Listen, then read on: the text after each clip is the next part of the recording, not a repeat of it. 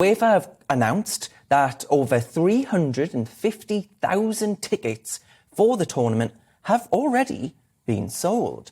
So it's now the time to really focus on the women's game and give it a boost for a change. Well, joining me to discuss, I'm delighted to say, is Janie Frampton, a former referee for the men's professional game. Janie, just on the Euros later this year, they are actually set, we know already, to break attendance records, already selling more tickets than the 2017 run. What do you reckon actually explains this surge in popularity? Thank you. Good afternoon. I do believe this surge in popularity is in some of the countries, we're talking about particularly Asia, America, and in Europe now, they're promoting women's football a huge amount. And that means there was almost like a chicken and egg situation that needed to happen. And that was, you needed money invested into women's football before women's football became far more publicised on TV and radio and the coverage. Now, that seems to have happened. A lot of sponsorship has come in, and it seems that that has now promoted the women's game, which has then encouraged broadcasters to put it on mainstream channels, which has grown participation for sure. And do you think the game being showcast more by broadcasters has something to do with it? Yes, of course. And I get asked all the time, so what's women's football about? And I say, well, do you know what? Watch it and then come back to me with that question. But until people have watched it and they realise just how technical it is, and we've also got now this whole point where they need to stop comparing women's football to men's football because they're two different games. And you've got to value and respect each of those games on their own merits. Yes, well, interestingly, it's interesting that you say that, because one thing, and I imagine it must frustrate you, people will say that women just aren't as skillful as the men and therefore it's not as interesting a game. Now, as a former referee of the men's game, how big is the gap in the quality of playing? There's no gap. There's no gap. They're two different games. I used to always say that refereeing women's football was my passion. Refereeing the men's game was my challenge. Now, when you look at the two different games, you look at the physiology of men. They're bigger, stronger, they have more stamina than women, and that's research can back that up every single day of the week. But the women are actually more technical because they don't have the same strength and stamina as men. They rely on their skill and their tactics, so they play far more ball to feet. So it's far more tactical instead of playing long balls in the air. Yeah, I was watching the Scotland game, women's football, and Erin Cuthbert, who also plays for Scotland, and she plays for Chelsea as well. A real story, a success story, and a success story of not just football, but of the union of the United Kingdom of Great Britain and Northern Ireland. Do you think people like Erin are given enough chance? Because are there enough academies and coaches out there for the women's game? Are they able to actually bring in talented women and say, you've got it, we'll get you somewhere? You know what? That's a really good question. And we could break that down even further. That do we have enough women role models as coaches?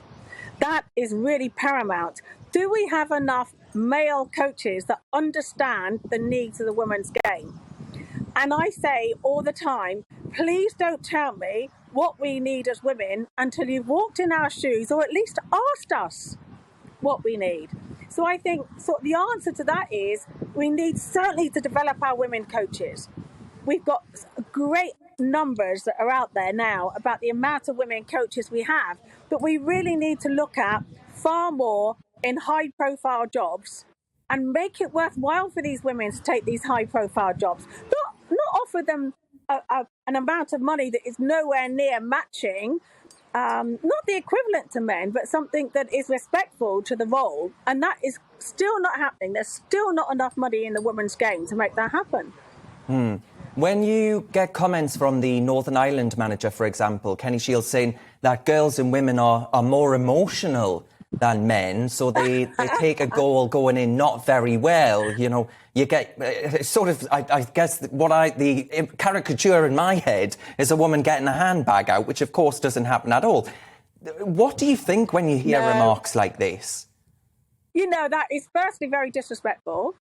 Secondly, totally naive. And thirdly, I think he needs a lesson in emotional intelligence, because the research will show really clearly that women have a higher level of emotional intelligence because they understand the emotions all the way around of different situations, different people, and then they know how to behave and how to manage those situations. Now, that's research that can back that up. That's not me just talking to you. So yes, we are more emotional, but we also know how to use those emotions. Yeah, a big question, of course, but what do you think actually needs to ultimately be done? I mean, we've sort of touched on it, but still, we've just heard an example there of the people being a little bit reluctant, perhaps, to, one, even let women play, never mind watch women playing football. How do you think you get past those, I guess you would call them stigmas? Yeah, and you know what, Darren, we're still a long way behind. We've come a long, long way, and I will never, ever put that down, because the growth in participation has been huge. We still need to see a growth in refereeing and coaching. We still need to see a growth in sponsors sponsoring women's football. More than anything, we need to see more women decision makers, because we still have so many men that are decision makers at the top end of our game that's not going to change anything until we get women involved in those decisions, who can then give a balanced view of what it is that we need in the women's game to get it growing further. Yeah, Janie Frampton, I don't know if you've seen, but the Prime Minister caused a bit of controversy recently when he was asked about participation in female sports of trans women, so biological men. Is that something that you've paid attention to? Are you concerned by this current trend and the argument over whether or not trans women should be able to participate in female sports?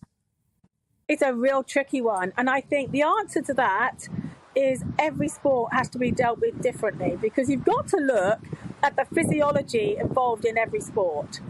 And I don't think there is a good answer, result. There's not a right or wrong. But I do think every sport now needs to look at this quite clearly to create a very fair playing field for both men and women and trans, so that you don't discriminate against the existing women who are participating. And I did a lot of work around the Caster Semenya case, and I researched a lot about the comments made by Martina Navratilova and about from Paula Radcliffe.